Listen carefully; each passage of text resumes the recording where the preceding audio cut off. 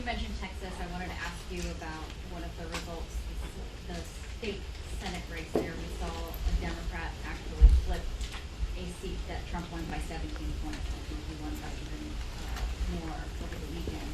I just wanted to get a sense from you. Obviously, Texas primary races haven't happened yet, but are you feeling confident that Democrats could possibly win 4 out of the 5 redistricted seats in one Republican effort to redistrict?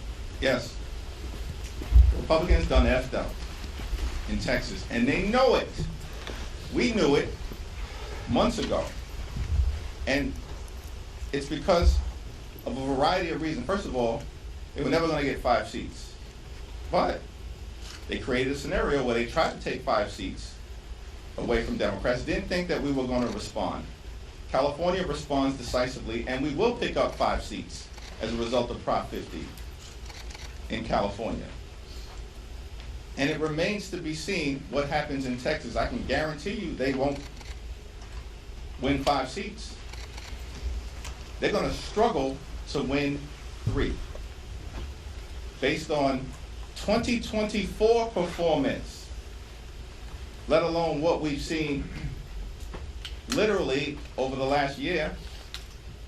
And let me congratulate Taylor Rehmet, who ran an extraordinary campaign. It was a decisive victory. It was a shellacking for Republicans in Texas that even caught Ron DeSantis' attention. They can't ignore it.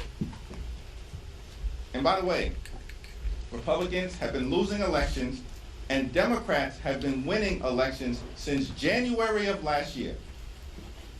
Irrefutable fact. This has now gone on for 13 consecutive months.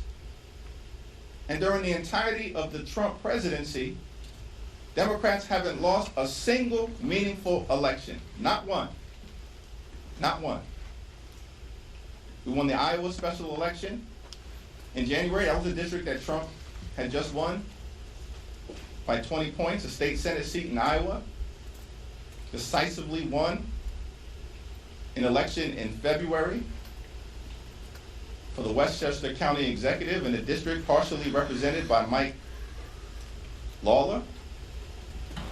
In March, we won a state Senate race in Pennsylvania in a part of the Commonwealth where we hadn't had representation in over 100 years. It was a district that Donald Trump had just won by 15 points.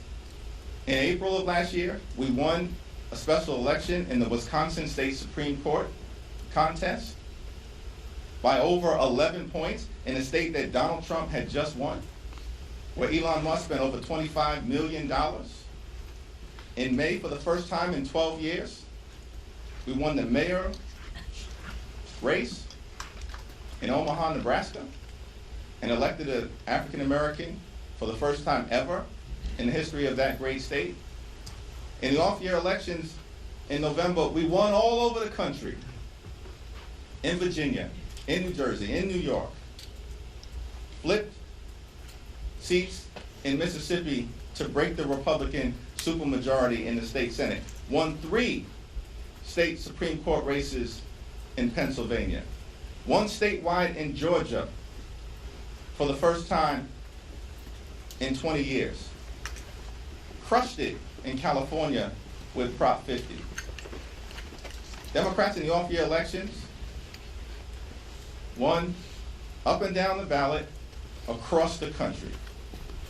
In statewide races, in county legislative races, and at all points in between. And then in December of last year, we won the mayor's race in Miami for the first time in almost 30 years. Crushed the Republican opposition. And then 2 days ago, in Texas, this is extraordinary.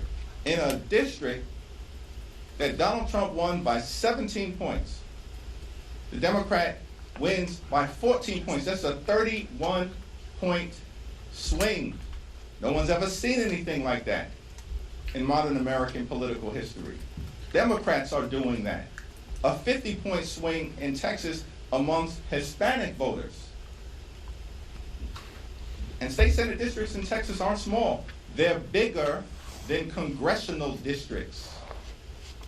That has sent a chill down the spine of every single House Republican in Texas and across the country. And it gets worse for them because Republicans spent over $2.4 million to try to hold the seat that Donald Trump had just won by 17 points, and the Democrats spent about $400,000, outspent 6-1, and crushed the Republican extremists. At what point will Republican extremists come to the conclusion that your reach ain't long enough and your peeps ain't strong enough? You are on the verge of losing control of the House of Representatives in November, and the Senate is looking increasingly shaky as well. Republicans have failed, Democrats are on the move because the American people have had enough.